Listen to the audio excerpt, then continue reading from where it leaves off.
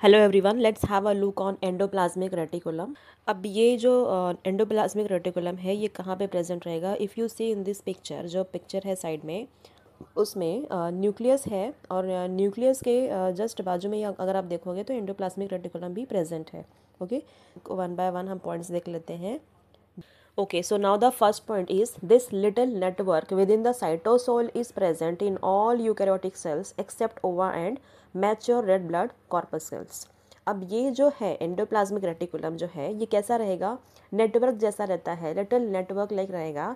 और ये कहाँ प्रेजेंट रहेगा? साइटोसोल में। With in the cytosol is present, किसमें? मेनली सारे यूकैरियोटिक सेल्स में। यूकैरियोटिक सेल मतलब जो भी सारे ट्रू सेल्स हैं जिसमें वेल डेवलप्ड न्यूक्लियस प्रेजेंट रहेगा, सारे मेम्ब्रेन बाउंड ऑर्गेनल्स प्रेजेंट रहते हैं, उसे हम बोलते हैं यूकैरियोटिक सेल। तो ये जो एंडोप्लाज्मिक रेटिकुलम है ये सारे यूकैरियोटिक सेल्स में पाया जाता है एक्सेप्ट ओवा। ओके, मतलब जो एक सेल रहेगा, and mature red blood corpus cells. तो ये सेल्स में ये एंडोप्लाज्मिक रेटिकुलम नहीं रहेगा, बाकी सारे यूकैरियोटिक सेल्स में एंडोप्लाज्मिक रेटिकुलम प्रेजेंट रहता है। Now the next point is, under the electron microscope it appears like network of membranous tubules. ये कैसा दिखता है? अगर हम इसे इलेक्ट्रॉन माइक्रोस्कोप में देखेंगे तो ये नेटवर्क जैसा दिखेगा, network of membranes tubules, tubule जैसा दिखेगा। ओके, एंड सैक, मतलब सैक जैसा भी दिखता है ये, कॉल्ड सिस्टर्ने, जिसे हम क्या बोलेंगे? जो सैक जैसा स्ट्रक्चर है उसे हम क्या बोलते हैं? Cisternae. Now it forms more than 50% of the total membrane of a eukaryotic cell. अब ये जो है 50% से भी ज़्यादा मेम्ब्रेन बनाता है, किसमें? यूकैरियोटिक सेल में। So this divides the cytoplasm in two parts. अब इसकी वजह से क्या हो जाता है? जो साइटोप्लाज्म है वो दो पार्ट में डिवाइड हो जाता है। One with in the lumen of endoplasmic reticulum, उसे हम बोलते हैं लैमिनल साइटोप्लाज्म, और दूसरा जो है नॉन लैमिनल साइटोप्लाज्म, जो कि एंडोप्लाज्मिक रेटिकुलम के बाहर प्रेजेंट रहेगा। Now next point is, membrane of endoplasmic reticulum is continuous with nuclear envelope. ये कहाँ से स्टार्ट होता है? हमने पिक्चर में देखा था कि जो न्यूक्लियस है वहीं से एंडोप्लाज्मिक रेटिकुलम स्टार्ट होता है बनना। So membrane of endoplasmic reticulum जो है it is continuous with nuclear envelope at one end, और एक्सटेंड होता है till cell membrane, cell membrane तक जाता है। मतलब इसका जो मेम्ब्रेन है ये स्टार्ट होगा न्यूक्लियस से, फाइन, न्यूक्लियर एनवेलप से स्टार्ट होगा और पूरा सेल मेम्ब्रेन तक जाता है। So in this way it divides what? Cytoplasm. ठीक है, it thus acts as a intracellular supporting framework. अब ये जैसे कि न्यूक्लियस से पूरा सेल मेम्ब्रेन तक अटैच रहता है, इसलिए ये एज अ सपोर्टिंग फ्रेमवर्क भी वर्क करता है, and also helps in maintaining position of various cell organelle.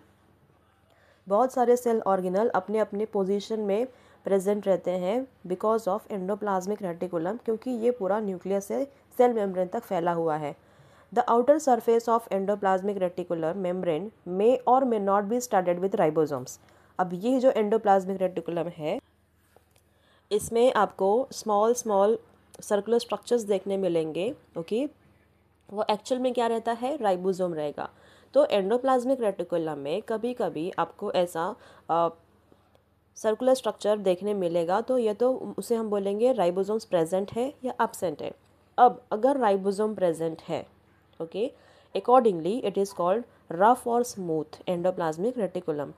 अब ये जो रफ एंडोप्लाज्मिक रेटिकुलम है मतलब वहाँ पे राइबोसोम्स प्रेजेंट है, और स्मूथ एंडोप्लाज्मिक रेटिकुलम में राइबोसोम्स जो है वो एब्सेंट रहेगा।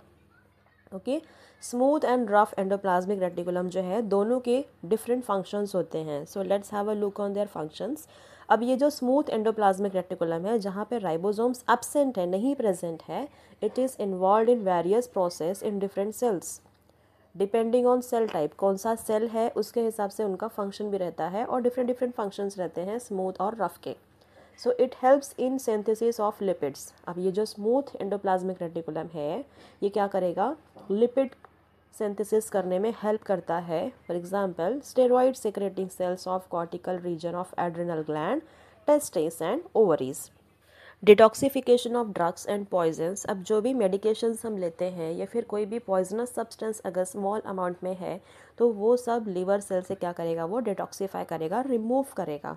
Then storage of calcium ions, किस में? मसल सेल्स में। क्या करेगा ये? Storage of calcium ions, calcium ions को स्टोर करके रखेगा किस में? मसल सेल में।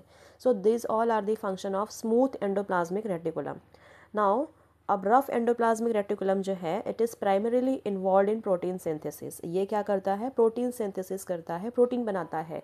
स्मूथ एंडोप्लाज्मिक रेटिकुलम जो था वो क्या करता था? मेनली लिपिड्स सिंथेसाइज करता था, but here in case of the rough endoplasmic reticulum वो प्रोटीन सिंथेसाइज करता है। For example pancreatic cells that secrete insulin, pancreatic cells में क्या होता है? वो इंसुलिन सेक्रेट करता है। These proteins are secreted by ribosomes। ये कौन कर रहा है protein synthesis? Ribosomes attach to rough endoplasmic reticulum and they are called as secretory proteins. अब इनको क्या बोलेंगे हम? They are said to be as secretory proteins. So these proteins get wrapped in membrane that buds off from transitional region of endoplasmic reticulum। अब ये जो protein बना हुआ है ये क्या हो जाएगा? It gets wrapped in membrane, membrane में ये रैप हो जाएगा और वो निकल जाता है। बड्स ऑफ मतलब कि वो वहाँ से डिटैच होगा, okay, from transitional region of ER. ER means endoplasmic reticulum. So such membrane bound proteins depart from ER as transport vesicles। अब ये जो membrane bound proteins थे अब वो क्या हो जाएगा? उसे हम बोलेंगे वेसिकल्स। क्यों? क्योंकि they depart from endoplasmic reticulum, वहाँ से हट जाते हैं, निकल जाते हैं as transport vesicles. So rough endoplasmic reticulum is also involve in formation of membrane for the cell. मतलब वो मेम्ब्रेन फॉर्मेशन भी करेगा। कौन? ER, that is endoplasmic reticulum. Now the ER membrane grows in place by addition of membrane proteins and phospholipids to its own membrane. Then the last is what? Portion of this expanded membrane are transferred to the other components of endomembrane system. Okay, now in this picture यहाँ पे आप लोग देख सकते हैं ये endoplasmic reticulum का picture है। अब सेंटर में क्या प्रेजेंट है? Nucleus. It is surrounded by nuclear envelope. एक न्यूक्लियर एनवेलप प्रेजेंट रहेगा न्यूक्लियस के बाहर, और वो न्यूक्लियर एनवेलप से ही अगर आप देखोगे तो एंडोप्लाज्मिक रेटिकुलम स्टार्ट हुआ है और वो कहाँ तक गया है? पूरा सेल मेम्ब्रेन तक टच होता है। नाउ इनर साइड मतलब जो न्यूक्लियस के साइड में जो एंडोप्लाज्मिक रेटिकुलम है वो क्या है? Rough endoplasmic reticulum. आप लोग देख सकते हैं यहाँ पे स्मॉल डॉट लाइक स्ट्रक्चर और स्मॉल सर्कुलर स्ट्रक्चर्स प्रेजेंट है। तो वो क्या है? एक्चुअल में राइबोसोम्स है। अगर राइबोसोम्स प्रेजेंट है तो हम लोग क्या बोलेंगे? रफ एंडोप्लाज्मिक रेटिकुलम, क्योंकि उसका सरफेस स्मूथ नहीं है। वहाँ पे वहाँ पे क्या प्रेजेंट है? राइबोसोम्स प्रेजेंट है। अब उसके बाहर आउटर टू इट क्या प्रेजेंट है? Smooth endoplasmic reticulum.